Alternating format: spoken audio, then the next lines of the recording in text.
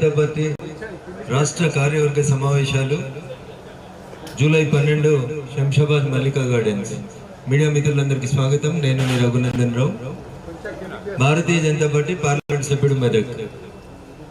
ఈరోజు ఇందాక పెద్దలు కాచం వెంకటేశ్వర్లు గారు చెప్పినట్టు 1962 తర్వాత దేశంలో మూడోసారి గౌరవనీయులు నరేంద్ర మోడీ గారి నాయకత్వంలో ఒక పార్టీ కంటిన్యూస్గా అధికారంలోకి వచ్చిన సందర్భంగా 8 మంది పార్లమెంట్ సభ్యులు గెలిచినటువంటి తెలంగాణ సమాజానికి సెల్యూట్ పేరిట కృతజ్ఞతలు, అభివందనాలు, శుభాకాంక్షలు తెలియజేస్తూ ఏమి మారాను అంటే 7 నెలలలో ఒక రంగు 3 రంగులుగా మారాను, 3 రంగులు మళ్ళీ ఒక రంగుగా మారుచుండేను. అంతకు మించి రేవంత్ రెడ్డి గారి పాలనలో గులాబీ రంగు 3 వర్ణాలు అయింది, అప్పుడు 3 వర్ణాలు గులాబీ రంగు అయింది. టిఆర్ఎస్ పార్టీ అధికారంలో ఉన్న 10 సంవత్సరాల్లో 3 రంగుల జెండా మీద గెలిచిన వాళ్ళందరూ గులాబీ కండువా కప్పుకున్నారు. రేవంత్ రెడ్డి గారి అధికారంలోకి వచ్చిన ఈ 7 నెలలలో గులాబీ కండువా మీద గెలిచిన వాళ్ళంతా పోయి 3 రంగుల జెండాలు కప్పుకుంటా ఉన్నారు. ఇంతకు మించి there is no change in the governance. ఇది తెలంగాణ సమాజం అనుభవిస్తున్నటువంటి బాధ, గోస. దీనికి సంబంధించి ముఖ్యంగా ఎన్నికల ప్రచార సందర్భంగా నాటి పిసిసి అధ్యక్షుడు ప్రస్తుత ముఖ్యమంత్రి రేవంత్ రెడ్డి గారు చెప్పినటువంటి మాట, నవంబర్ మాసంలో 1,00,000 రూపాయలు లోన్ ఎవరైనా కడుతున్నట్లయితే రైతులారా దయచేసి లోన్ తెచ్చుకోండి. డిసెంబర్ 9 సోనియమ్మ పుట్టినరోజు, సోనియమ్మ తెలంగాణ ఇచ్చిన తల్లి అని చెబుతూ డిసెంబర్ 9న నేను ముఖ్యమంత్రిగా ప్రమాణ స్వీకారం చేయగానే 2 లక్షల రూపాయల రైతు రుణమాఫీ చేస్తా అని చెప్పి మాట తప్పినటువంటి ముఖ్యమంత్రి గారికి వ్యతిరేకంగా ప్రజా బాహల్యంలోకి పోయి ప్రజల్ని చైతన్యవంతుల్ని చేయాలనేది ఈ రోజు రాజకీయ తీర్మానంలో భారతీయ జనతా పార్టీ మొదటి అంశంగా తీసుకున్నటువంటి అంశం. ఇకపోతే రెండో అంశం రైతు భరోసా. ఏం చెప్పినారు? 10,000 సరిపోతలేవు, మీరు ఇప్పుడు తీసుకున్నట్లయితే 10,000 వస్తాయి, డిసెంబర్ 9 తర్వాత అయితే మీకు ఎకరానికి 15,000 ఇస్తాం ఏడాదికి అని చెప్పింది. భూమి లేనటువంటి కౌలు రైతులకి, నిరుపేదలకి 12,000 రూపాయలు ఇస్తాం ఏడాదికి అని చెప్పినాడు.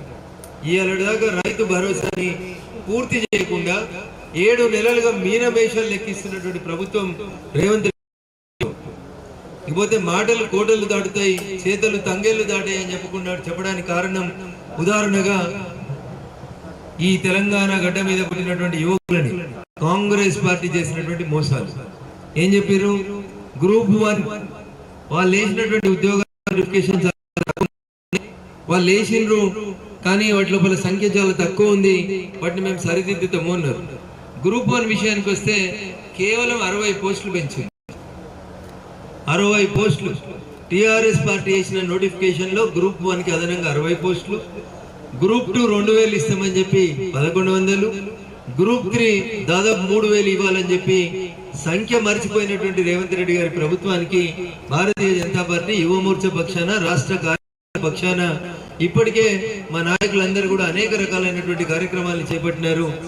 ఆ యువతకి ఎవరైతే ఈరోజు డిఎస్సి వాయిదా వేయాలని అడిగితే ఉస్మానియాలో కంచెలేసి కొడుతున్నారో ఆ నిరుద్యోగ యువతకి జనతా పార్టీ అండగా, భరోసాగా ఉంటుందని చెప్పి ఈ సందర్భంగా విలువ ఎగ్జామ్ కి మధ్యలో ఉండాల్సిన గ్యాప్ తెలుస్తుంది.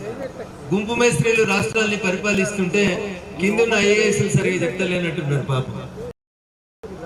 ఒక పరీక్షకి మధ్యన కనీసం 30 రోజులు గ్యాప్ టెట్ పెడతారు, ఒక 45 రోజులు గ్యాప్ ఇవ్వమని డిఎస్సి వాళ్ళు అడుగుతున్నారు.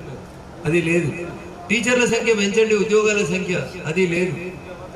ఒక పోలీస్ ఆయనని, ఒక రిటైర్డ్ పోలీస్ అధికారిని తెచ్చి టీఎస్పీఎస్సీ చైర్మన్ గా పెడితే ఆయన ఈ ఉద్యోగం కూడా డిసెంబర్లో రిటైర్డ్ అవుతుండట పాపం. కాబట్టి నేను పోయేలాగా ఏదో చేసిన, పాత ముఖ్యమంత్రికి పిచ్చి ఉంటుండే, అన్ని చంద్రశేఖరరావు చేసిండని శిలాపలకాలు పెట్టుకోవాలని, అట్లా ఈ టీఎస్పీఎస్సీ నేనే ఉద్యోగాలు ఇచ్చిన అని చెప్పుకోవాలని ఓ రిటైర్డ్ పోలీస్ అధికారికి వచ్చినటువంటి ఒక తప్పుడు ఆలోచన వల్ల ఒక ఎగ్జామ్ కి ఇంకొక ఎగ్జామ్ కి మధ్యన కనీసం 30 రోజులు గ్యాప్ ఇవ్వమని విద్యార్థులంతా అడుగుతా ఉంటే దాన్ని మాఫియా కింద, ఇన్స్టిట్యూట్స్ చేస్తున్న మాఫియా కింద, ప్రతిపక్షాలు పనిలే చేస్తున్నాయని మాట్లాడడం అనేది ఈ రాష్ట్ర ప్రభుత్వానికి, వారి పరిపాలనకి, అనుభవ రాహిత్యానికి దర్పణంగా చూడాలి. దాన్ని నిండు శాసనసభలో అంతా శాసనసభ్యులుగా ఉన్నప్పుడు నాటి ప్రతిపక్ష నాయకుడిలా బట్టి విక్రమార్క గారు మాట్లాడుతూ 1:50 ఎట్లా ఇస్తారండి, రాష్ట్ర ప్రభుత్వం ఇన్ని సంవత్సరాల తర్వాత నోటిఫికేషన్ ఇచ్చింది, 1:100 ఇవ్వాలని చెప్పి నిండు శాసనసభలో ప్రస్తుత ఉప ముఖ్యమంత్రి నాటి కాంగ్రెస్ పార్టీ ఫ్లోర్ లీడర్ బట్టి విక్రమార్క గారు మాట్లాడారు. ప్రతిపక్షంలో ఒక మాట, అధికారంలోకి వచ్చినాక ఇంకొక మాట మాట్లాడుతూ తెలంగాణ రాష్ట్రంలో ఉన్నటువంటి నిరుద్యోగ యువత ఆశల్ని ఆకాంక్షల్ని కాలరాస్తున్నటువంటి కాంగ్రెస్ పార్టీకి వ్యతిరేకంగా ప్రజా ఉద్యమాలని, నిరుద్యోగుల ఉద్యమాలని కొనసాగించాలని చెప్పి ఈ రోజు భారతీయ జనతా పార్టీ తన రాజకీయ తీర్మానం లోపల తీర్మానించుకోవడం జరిగింది. పోతే నిరుద్యోగులకి అండగా ఉంటాం.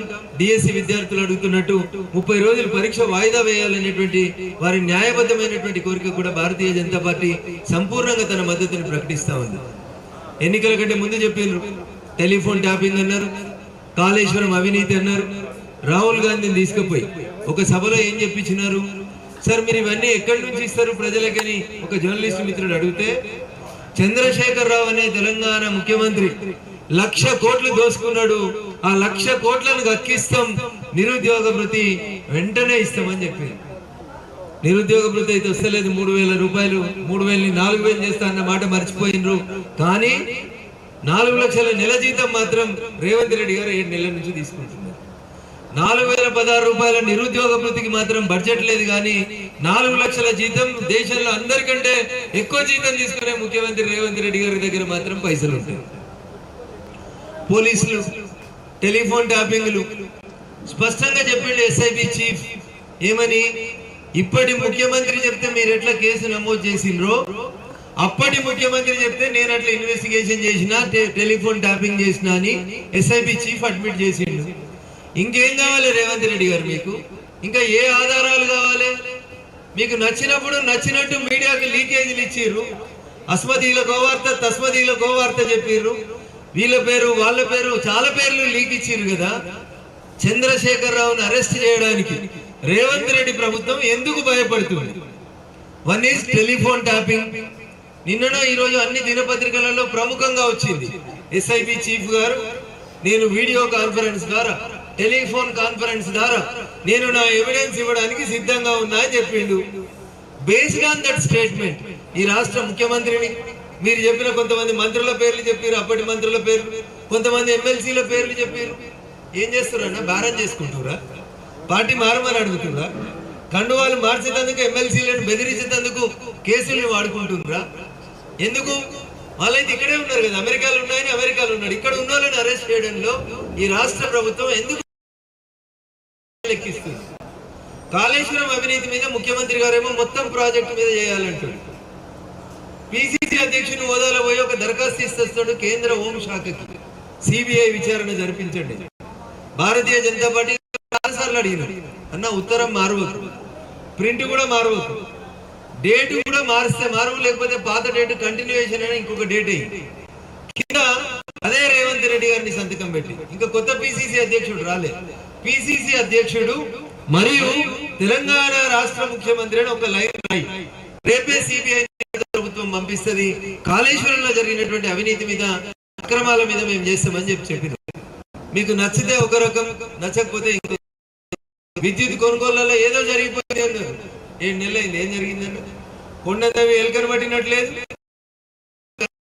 కనబడతలేదు.